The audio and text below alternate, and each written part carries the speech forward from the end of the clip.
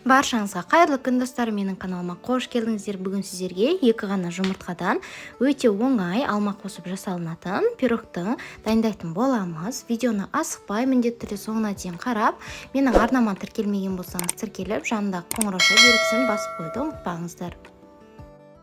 Пирог бар жоғы 10-15 минут уақыттарыңызды алады. Бізге ең алдымен 3 немесе 4 жуып тазаланған алма қажет.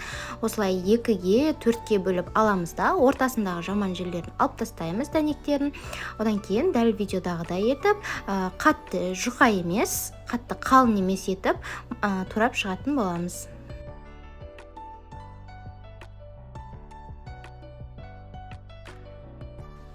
Алмаларды турап дайындап қоямыз. Одан кейін құрғақ ыдысымызға 2 жұмыртқаны жарып салып, оның үстінен қантты саламыз, және де миксерлейтін боламыз. Қанттың бірінші жартысын салып алыңыздар. Ақырында миксерлейміз, жай жылдамдығынан бастай отыра. Одан кейін қалған қанттың жартысын қосып, осылай аппақ болып 2 еселенгенше көпіртіп миксерлейтін боламыз. Оның үстінен сүт қосамыз. Сүт мұздатқышта немесе бөлме температурасында болу міндетті емес. Қалғандарыңызша құйсаңыздар болады. Кішкене тағы да араластырып жібереміз де. Оның үстінен бір шай қасықпен разрыхлитель және де ұнды міндетті түрде електің көмегімен өткізіп саламыз.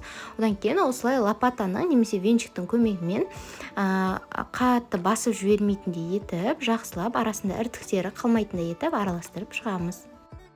Одан кейін осындай форма алатын боламыз. Ол форманың астына пергамент қағазын міндетті түрде төсеңіздер. Оның үстінен осылай жаңағы туралған алмаларымызды салып, және де бір шай қасық корица қосып жіберсеңіздер болады. Бұл міндетті емес.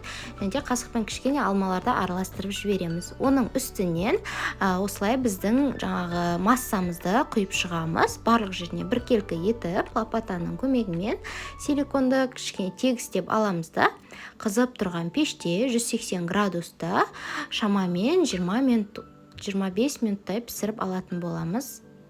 Піскенін міндетті түрде шпажкамен тығып тексеріп көріңіздер, себебі әркімнің духовкасы әртүрлі болады, және де қызуы, градусы әртүрлі болуы мүмкін. Одан кейін осылай суғаннан кейін ғана барып, астындағы пергаментін алып, осы теріс бетімен қойып дастарханға ұсынсаңыздар өте әдемі көрінеді, және де арасы өте жұмсақ, корицаның дәмі ерекше дәм беретін болады.